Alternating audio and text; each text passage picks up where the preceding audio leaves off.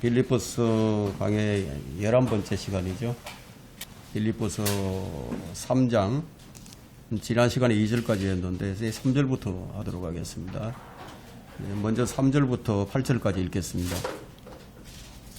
이는 영 안에서 하나님을 경배하며 그리스도 예수 안에서 기뻐하고 육신을 신뢰하지 않는 우리가 할례파임이라. 나도 육신을 신뢰할 만하니 만일 누군가가 육신을 신뢰할 만한 것이 있다고 생각한다면 나는 더욱 그러하니라.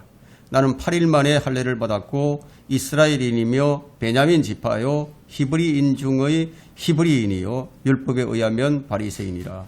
열성으로 말한다면 교회를 박해하고 율법의 의로 말한다면 흠이 없음이라. 그러나 나에게 유익하던 것은 무엇이나 그리스도를 위하여 다 손실로 여겼느니라. 실로 모든 것을 손실로 여김은 그리스도 예수 나의 주를 아는 지식이 가장 고상하기 때문이며 내가 그를 위하여 모든 것을 잃어버리고 그것들을 오히려 배설물로 여김은 그리스도를 얻기 위함이요. 이 교회가 주의해야 할 것이 이제 무엇인지 이제 우리에게 알려주고 있죠. 우리는 이 3절에서 다시 이 육신이 어떻게 쓰여지는지를 이제 보게 됩니다. 육신을 신뢰하는 것. 바울은 3번이나 이러한 표현을 사용하고 있어요. 여기서. 이게 이제 우리 믿음의 생활에 이제 문제가 된다는 것이죠. 3절에 보니까 육신을 신뢰하지 않는, 그리고 4절에는 나도 육신을 신뢰할 만하니, 연속적으로 같은 절에서 누군가가 육신을 신뢰할 만한 것이 있다고 생각한다면, 여기뿐만 아니라 왜 성경 곳곳에서 육신의 문제를 이렇게 강조하고 있을까요? 왜냐하면 이것이 우리 신앙의 가장 큰 걸림돌이 되기 때문입니다. 육신으로는 하나님을 기쁘시게 할 수가 없어요. 육신으로는 하나님을 섬길 수가 없어요. 바로 이 육신 때문에 그리스도인들이 믿음에서 계속 실패를 하는 겁니다. 바울은 갈라디아서 5장 7절에서 이런 질문을 합니다. 너희가 잘 달려가고 있더니 누가 너희를 진리에 순종하지 못하도록 막더냐? 이런 질문을 하고 있죠. 우리 신앙을 가로막는 것이 다름이 아니라 사람의 육신을 신뢰하는 것이라는 거죠. 그래서 이 2절에 보니까 이 빌립보 교회도 갈라디아 교회와 마찬가지로 육신을 자랑하는 이 할례파들 때문에 정말 골치를 앓았던 것을 이제 알 수가 있습니다. 바울은 이렇게 신앙을 방해하는 자들에 대해서 저주를 퍼붓기까지 하는데 갈라디아서 5장 12절에서 이런 말을 하죠. 나는 너희를 혼란케 하는 자들이 심지어 베어져 버리기를 원하노라. 그들이 베어져 버리기를 원한다. 죽기를 원한다는 거죠. 이렇게 심한 말을 하는 것으로 볼 때 율법주의 또는 할례파, 육신을 자랑하는 것, 이런 육신적인 것들이 얼마나 우리 신앙을 파괴하는 것인가를 우리가 이제 알 수가 있습니다. 교회가 주의해야 할 것이 무엇인지 이제 그것을 알려주고 있는데, 여러분은 이제 어떤 교회를 다녀야 하는지 아십니까? 교회는 죽은 교회가 있고 살아있는 교회가 있어요. 왜 살아있는 교회를 다녀야겠죠? 로마서 8장 13절에 바울이 말하기를 너희가 육신을 따라 살면 죽을 것이나 성령을 통하여 몸의 행실을 죽이면 살리라. 이런 말씀이 여기 있음에도 불구하고 우리의 문제는 여전히 육신을 위해서 계획을 세우고 또 육신을 위해서 살아가고 또 육신을 위해서 일을 하는 겁니다. 모든 것이 다 육신을 위해서 한다. 이게. 사실 이런 것들은 분별하기가 어려운 것이 아니죠. 그 뭐가 분별하기가 어렵습니까? 분별하기 어려운 것은 하나님의 일을 하면서 그것이 육신을 따라서 하는 것이다 이거예요. 근데 이걸 분별하기가 어렵다는 거예요. 자기가 육신을 따라하고 있으면서 하나님의 일을 하는 것처럼 여겨진다는 거예요. 이게 참 분별하기가 어렵다. 그래서 바울이 이런 말을 하죠. 다들 보니까 가만히 보니까 모두가 다 자기 일을 하면서 자기 자신은 주를 위해서 일을 한다고 그렇게 생각하고 있다는 거예요. 그래서 빌립보서 2장 21절에서 모두 자기 자신의 일만을 구하고 그리스도의 예수의 일을 구하지 않는다, 이런 말을 하고 있다는 말이에요. 이 말은 막상 뚜껑을 딱 열어놓고 보니까 이 주를 위해서 일을 하는 사람들이 과연 얼마나 될까? 아마 모르긴 몰라도 정말 주를 위해서 일하는 사람이 거의 없을 거라는 거죠. 이 육신이라는 것은 우리가 구원받는데도 아무런 쓸모가 없어요. 아무짝에 쓸모가 없다는 거죠. 에베소서 2장 8절과 9절에서는 우리의 구원이 행위에서 난 것이 아니다, 하나님의 선물이라고 얘기를 합니다. 그래서 바울이 이제 진짜 할례파가 누구냐, 그걸 여기서 얘기를 하고 있는데, 육신의 표피를 잘라내는 그런 할례파가 진짜 할례파가 아니다. 육신을 신뢰하지 않는 우리가 진짜 할례파다, 이렇게 얘기를 합니다. 그럼 이들의 문제가 무엇이었느냐면 예수 그리스도를 믿는 것으로만 되는 게 아니다, 이거예요. 예수 그리스도를 믿는 것으로만 되는 게 아니라 할례까지도 받아야 된다. 이게 이제 문제였다는 거예요. 사실 뭐 할례를 받고 안 받고 이게 중요한 게 아닌데 아무것도 아닌 것을 가지고 크게 확대를 시키는 거죠. 그래서 오직 믿음으로만 구원을 받을 수 있는데 여기에다 흠집을 낸다는 거예요. 구원에다가 뭔가 갖다 붙이는 자들이 있어요. 오직 믿음으로만 받게 되는데 거기다가 뭔가를 갖다 붙인다는 거죠. 그래서 유대교에 이 할례파들이 들어와서 할례를 받아야만 진정한 그리스도인이 된다, 이런 얘기를 하는 거예요. 이런 사람들, 이런 이단들이 빌립보 교회에 들어와서 그 교회를 아주 혼란시키고 있었습니다. 오늘날에도 역시 이제 마찬가지죠. 이런 자들이 있다는 거죠. 믿음으로 구원받는 것에다가 뭔가를 갖다 붙이는 거예요. 예를 들어서 야, 그렇게 믿으면 안 돼. 왜 그렇게 하느냐? 그렇게 해서 주님을 신뢰하게 만드는 것이 아니라 육신을 더 신뢰하게 만든다는 거예요. 그러면 거기에 중독된 사람들은 믿음으로만이 안 된다는 거예요. 믿음으로만은 만족이 안 돼요. 그럼 만족을 얻으려고 이제 계속 노력을 하죠. 그렇게 해서 생겨난 것이 뭐냐? 11조를 해야만 마음이 뿌듯해진다는 거예요. 새벽 기도를 다녀야만 그냥 만족이 되고, 어쩌다 모임에 한번 빠지게 되면 그냥 믿음의 구멍이 난 것처럼 그렇게 여겨진다는 거예요. 근데 그렇게 되어버린다는 거예요. 그것이 이제 육신을 신뢰하는 겁니다. 지성이면 감천이라고 한국 사람의 정서에 딱 들어맞는 아주 정성을 다하면 되는 것인 줄 생각한다는 거예요. 아무리 정성을 다한다고 하더라도 바울의 열성을 따라갈 수가 있겠습니까? 바울이 구원받기 전에 가졌던 그 열성을 따라갈 수 있겠어요? 바울이 육신을 신뢰했죠. 육신을 신뢰하던 모든 것을 구원받고 난 이후에는 모두 다 배설물로 여겼다는 것을 무엇을 시사해주고 있죠? 우리는 그 점을 잘 생각을 해봐야 됩니다. 우리는 이런 말씀을 들으면서 이제 잘못된 것들을 이제 바로 잡아야 하고요. 그렇게 해서 이제 말씀에 바로 서야 하는 거예요. 예, 말씀이 나를 붙들고 갈 수 있게끔 해야 된다는 거예요. 이게 이제 그리스도인이에요. 육신을 신뢰하지 않는 우리가 할례파다. 육신을 신뢰하지 않는 우리가 할례파다. 그래서 내가 다니는 교회를 자랑하는 게 아니라, 내가 다닌 교회의 목사를 자랑하는 게 아니라, 내가 다니는 교회의 숫자 사람들을 자랑하는 게 아니라, 어떤 교회 프로그램을 자랑하는 게 아니라, 교세를 자랑하는 것도 아니고 내가 믿는 예수 그리스도, 그분만을 신뢰하고 그분만을 자랑하는 자가 되기를 바란다. 그 말씀을 하고 있는 겁니다.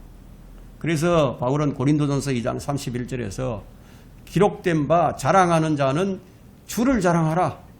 주를 자랑할지니라.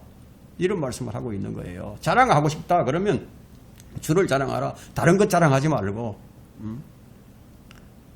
그래서 어떤 것이 이제 내게 유익이 되는 것들이 경우에 따라서 그리스도를 위해서는 해가 될 수 있다는 사실을 우리가 이제 그걸 잘 분별을 하고 그걸 좀 경계를 해야 됩니다. 그리스도가 자랑이 되어야 하는데 그냥 내가 자랑이 될 수 있다는 거예요. 예를 들면 이런 거죠. 주님께서 40일 금식을 하셨어요. 그럼 나도 40일 좀 금식을 해봐야 되겠다. 그렇게 해서 금식을 딱 하고 나면은 그것이 자기의 자랑거리가 되는 거죠. 예수님이 40일 금식했는데 나도 40일 금식을 했다. 그게 자기 자랑이 돼버린다. 이게. 수만 명이 모이는 교회를 이제 세우게 되면 그게 자랑거리가 되고요. 결국은 예수 그리스도는 뒷전으로 밀려나 버린다는 거예요. 우리 교회가 왜 헌금 봉투에다 이름을 쓰지 않는지 아십니까? 누가 얼마를 했고 누가 얼마를 했다. 이런 식으로 우리가 왜 발표하지 않는지 아십니까?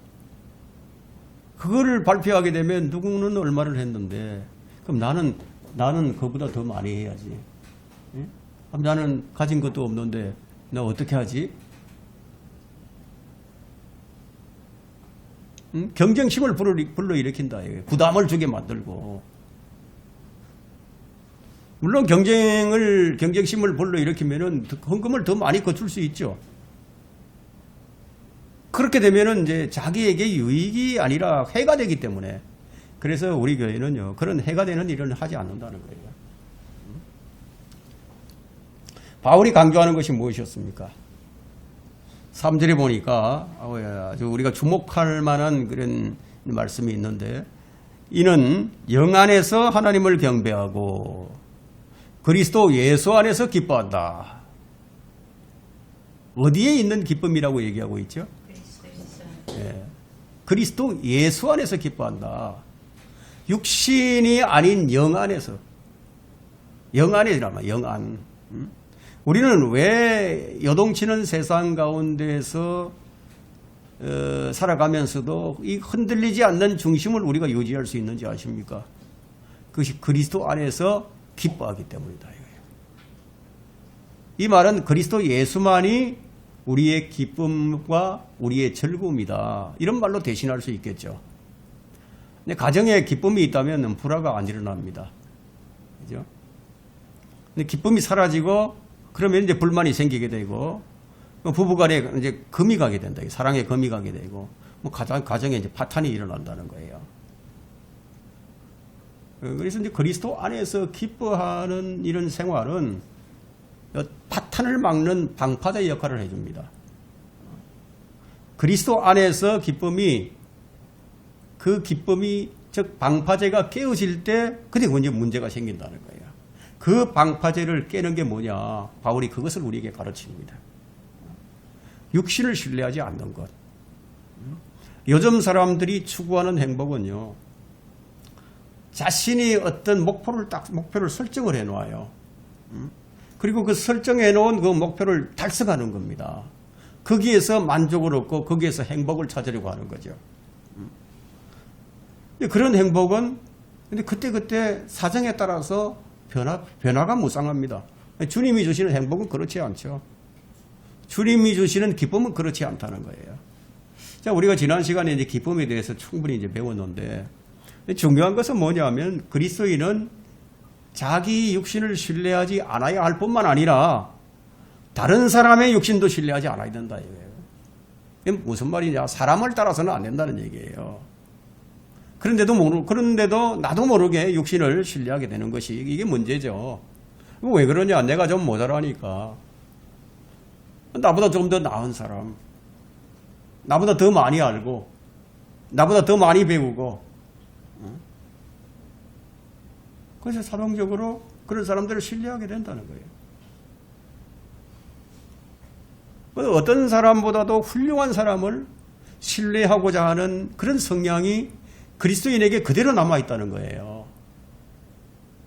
그 사람들이 이런 육신을 신뢰하게 되면은 어떤 특정한 인물을 교주로 삼아요. 교주로 여긴다고.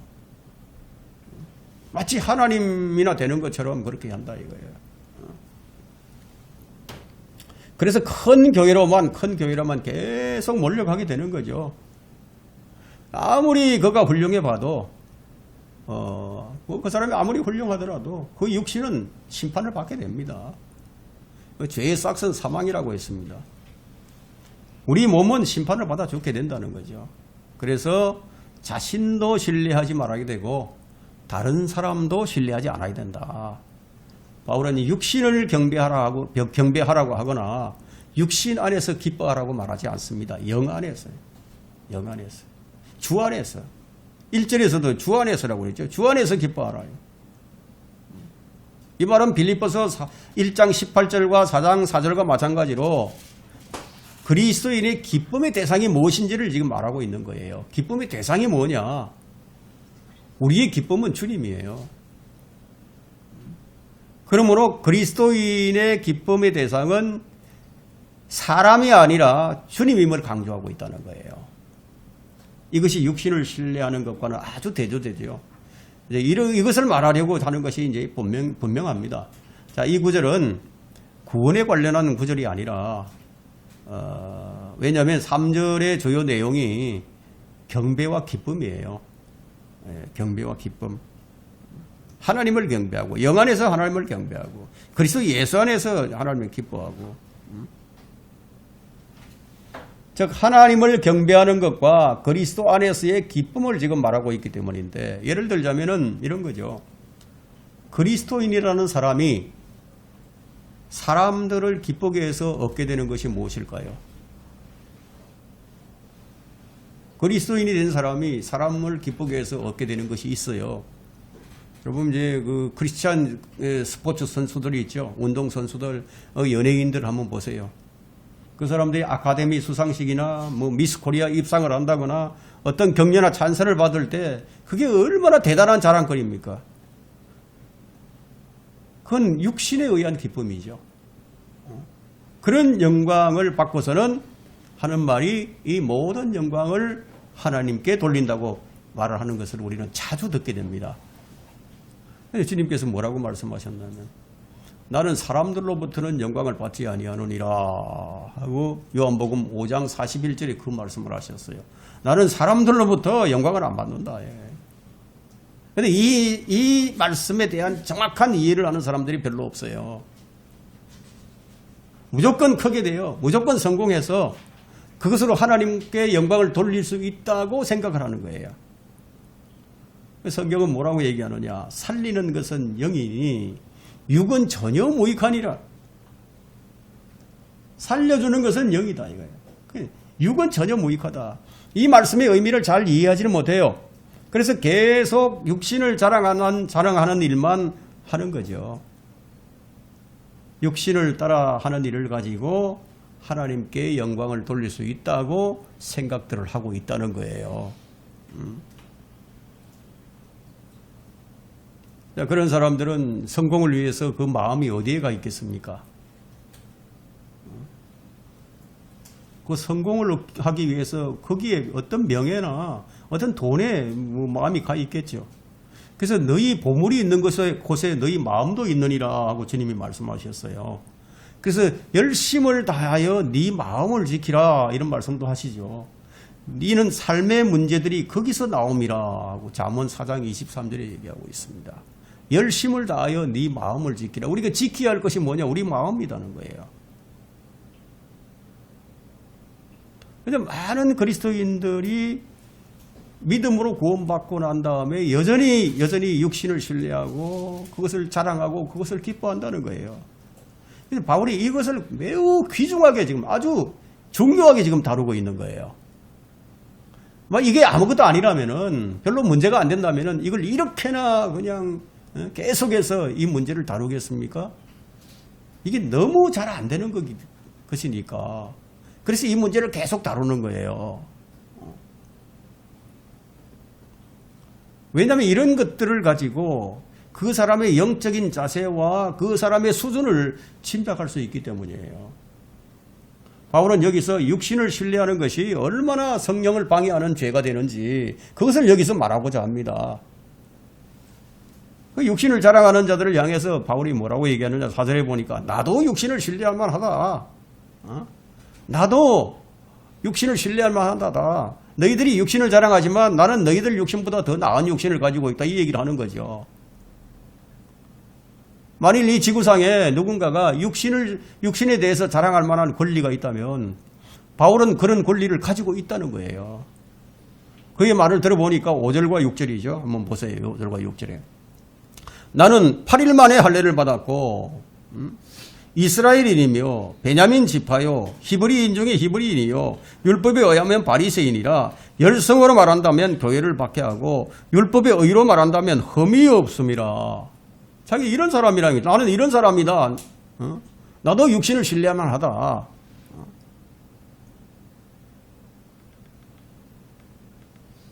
구원받고 난 이후에도요.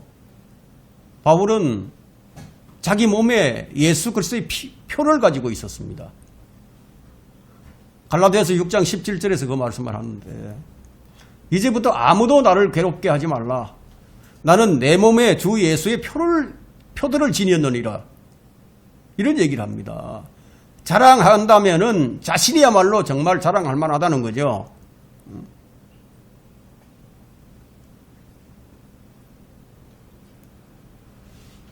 8일 만에 할례를 받았어요. 태어나 출생부터 시작을 해서 교육을 얘기하고 있고 열성을 얘기하고 있고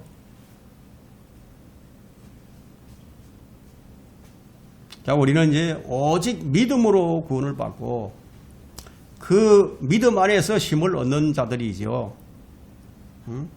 그렇지만 그렇다 할지라도 여전히 우리는 육신 안에서 기뻐할 수가 있어요.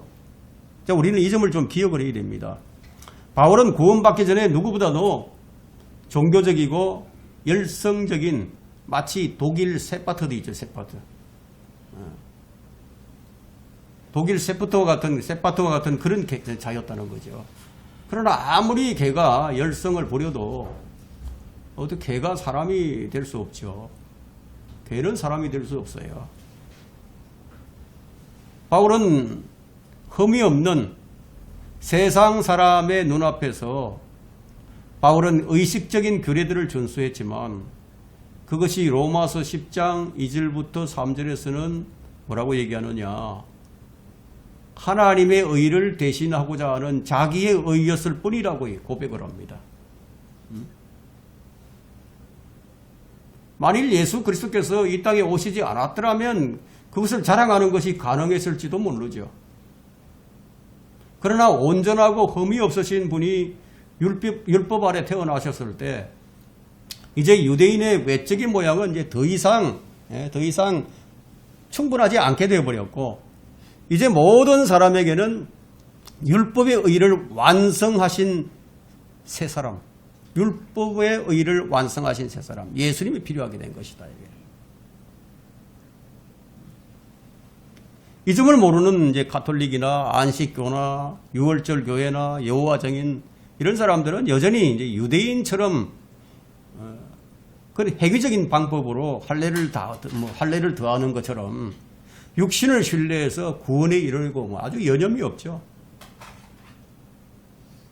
행위 구원을 주장하는 자들입니다. 그 사람들은. 그들은 그 누구도 개가 배설물을 좋아한다는 것을 이해하지 못하는 거죠. 열성으로 자기들의 의를 세우기만 하면 하늘을 소유할 수 있다. 이렇게 착각을 하고 있는 거라는 거예요. 이것은 구약과 신약을 나눌 줄 모르는 아주 무지에서 나온 발상입니다. 구약과 신약을 나눌 줄 알아야 돼요. 바울이 구원받기 전에 흠없이 살았으나 그가 갈 곳이 정해져 있었어요.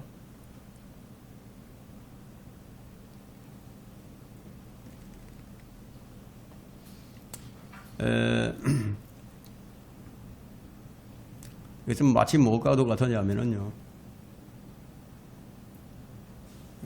나무를 깎아서 말을 만들었어요.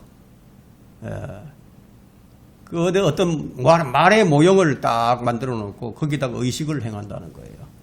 거기다 물을 뿌려요. 그걸 돌봐줍니다. 계속 그걸 양육한다고 해서 그것이 살아있는 말이 될 수 있겠습니까? 살아있는 말이 될 수가 없죠. 불가능한 일을 하는 거죠. 육신으로 섬기는 것은 그것은 불가능한 일이라는 거예요. 안 되는 일을 하고자 하는 거다는 거죠. 어느 날은 이제 바울이 그랬듯이 예수 그리스도의 진정한 가치를 발견하게 된다면요.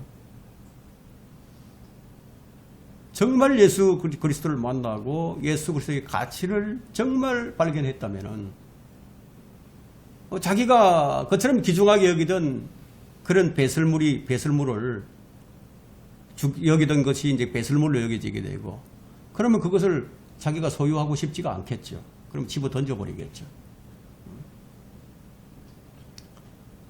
우리는 뭐가 같으냐면 이전의 것들을 허물지 않으면요, 새로운 것들을 세울 수가 없어요. 집을 짓는 사람들이 그걸 허물지 않고 어떻게 새 집을 지을 수 있겠습니까?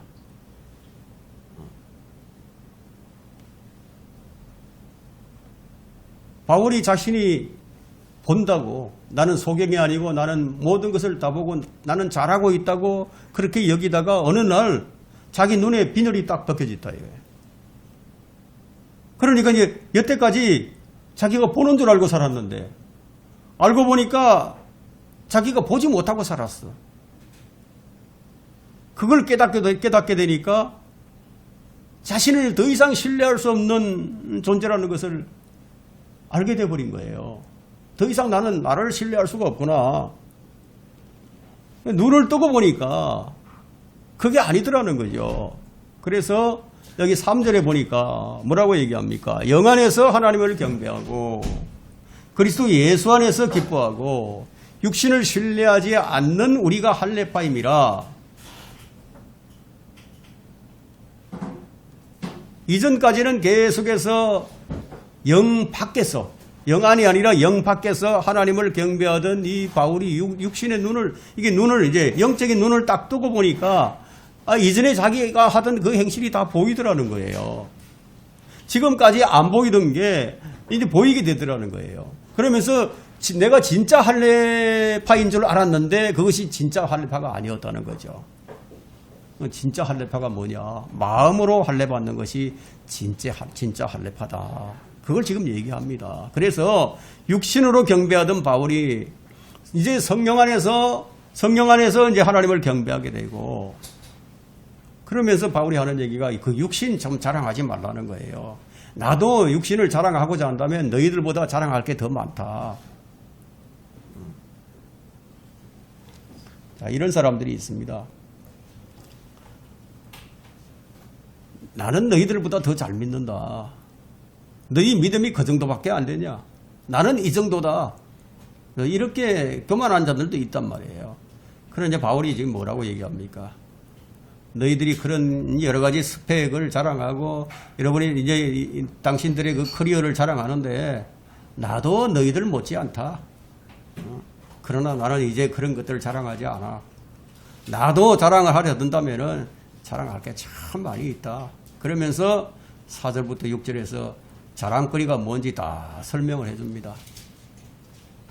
그런데 그게 나를 의롭게 해주는 것이 아니고 그게 나를 구원해 주는 것이 아니었다. 그걸 이제 7절에서 얘기하는 거예요. 네? 그러나 나에게 유익하던 것은 무엇이나 그리스도를 위하여 다 손실로 여겼느니라. 바울이 그리스도를 발견한 후에 무엇이 달라졌습니까? 자기가 그토록 신뢰하고 정말 목숨을 다해서 생명을 다 바쳐서 사랑하던 그 유대교에 대한 태도가 완전히 180도 바뀌어버렸다는 거예요. 이전에는 정말 유대교, 그 율법이 정말 유익하다고 그렇게 여겨졌었는데 그리스도를 만나고 그리스도가 이제 나의 기준이 되다 보니까 이제 그런 것들이 다 손실로 여겨지더라는 거예요. 그리스도를 알고 보니까 그게 유익한 것이 아니었더라는 거예요. 그게 오히려 해로운 것이었다는 겁니다. 내가 정말 유익하다, 정말 좋은 종교다, 정말 좋은 사역이다, 그렇게 알고 일을 했는데 그리스도를 알고 보니까 그게 아니었다. 이게 얼마나 큰 충격으로 다가왔겠습니까? 그죠? 자기 몸을 불사르면서까지도 몸바쳐 희생을 했는데 그게 아무 유익이 없었더라는 거예요. 한번 생각해 보세요. 바울이 예수 그리스도를 이단으로 여겼지 않습니까? 근데 그게 아니라 예수 그리스도가 진짜였다는 거예요. 그 얼마나 큰 충격이었겠습니까? 이제 오히려 이 유익한 것들로 여겨진다. 엄청난 변화가 일어난 거죠. 이런 엄청난 변화를 경험한 바울은 이제 뭐라고 얘기하느냐 하면 그리스도를 얻는 것인지 무엇이 어떻게 그리스도를 얻는 것인지를 이제 말하고자 하는 겁니다. 그리스도를 얻는 것이 무엇이냐? 어떻게 해서 그리스도 안에서 발견되느냐? 어떻게 해야만 그를 아는 고상한 지식을 얻게 되고 어떻게 해서 그의 부활의 능력을 알게 되고 어떻게 해서 그의 고통의 교제를 알게 되고 어떻게 해서 죽은 자들의 부활에 이루고자 하는 그런 열망을 가지게 되었는지를 설명을 해 나간다는 겁니다. 8절에서 얘기하고 있죠. 그리스도를 알고 보니까 실로 모든 것을 손실로 여기면 그리스도 나의 주를 아는 지식이 가장 고상하기 때문이며 내가 그를 위하여 모든 것을 잃어버리고 그것들을 오히려 배설물로 여기면 그리스도를 얻기 위함이요. 그리스도를 알고 보니까 내가 지금까지 자랑스럽게 여기던 것, 내가 당당하게 여겼던 모든 것이 다 해로울 뿐만 아니라 배설물처럼 여겨지더라는 거예요. 진짜 예수님을 만나면 이렇게 되는 거예요. 전에는 이게 된장인지 똥인지 분별이 안 됐었다는 거죠. 이제는 분별이 된다는 거죠. 그래서 예수를 알고 보니까 그게 다 구분이 되더라는 겁니다. 그러니까 배설물이라는 것이 무엇입니까? 정말 갖고 싶지 않은 거죠. 갖고 있고 싶지 않죠. 배설물은. 근데 그걸 붙들고 그게 소중했고 그게 귀중하고 그게 값지다고 그렇게 여기고 그렇게 살았는데 그랬던 내가 그리스도를 아는 지식 이것을 알고 보니까 이게 너무나 값진 것이다. 너무 놀라서 다 버리게 되더라는 거예요. 왜냐하면 더러운 걸 손에 쥐고 있으면서요. 더 좋은 것을 손에 쥘 수가 없잖아요. 이걸 버려야만이 좋은 것을 쥘 수 있죠. 더 좋은 것을 쥐기 위해서는 더러운 것들은 손에서 놔야 된다는 거예요.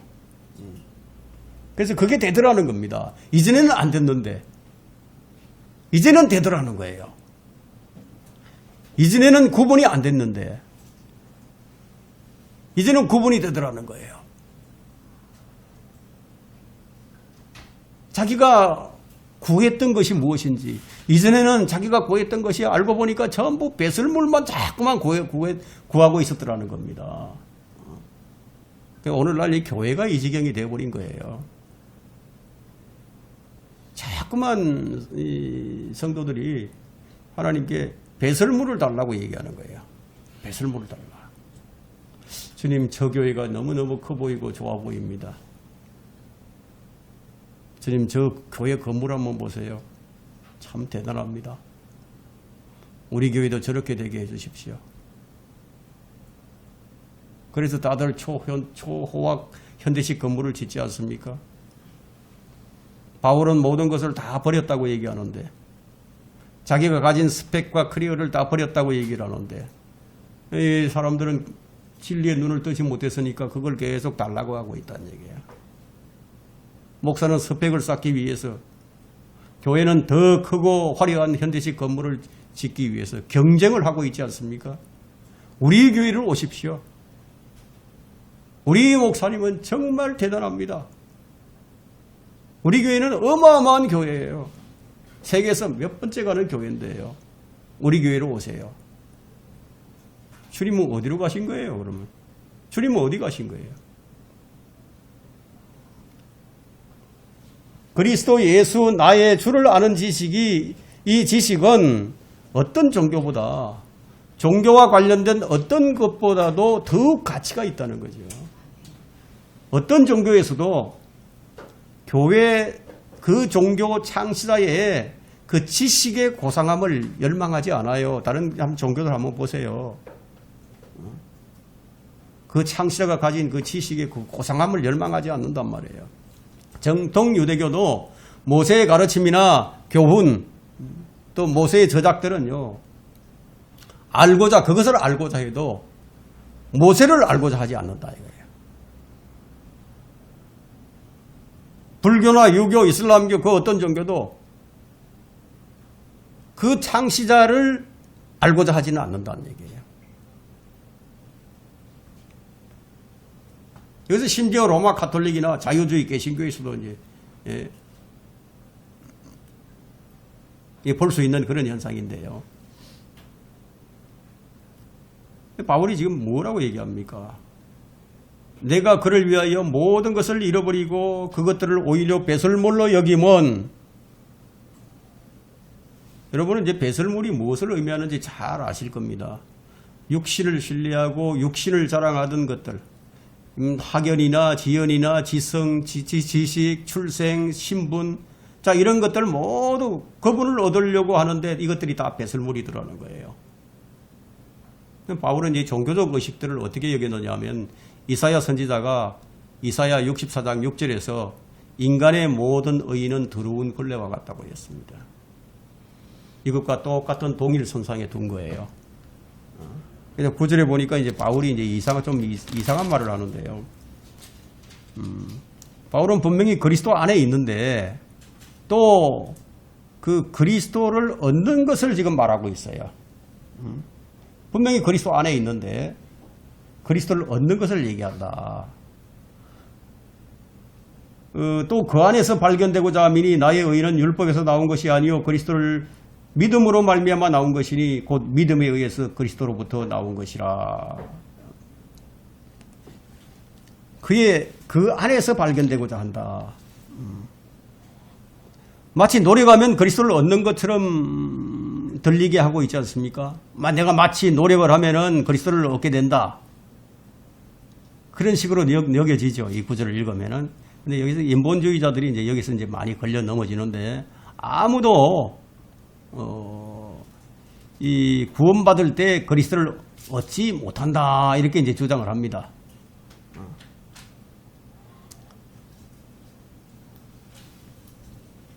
노력으로 해서 그리스도를 얻는 것이 아니죠. 우리는 노력으로 해서 그리스도를 얻을 수는 없습니다. 이게 8절에서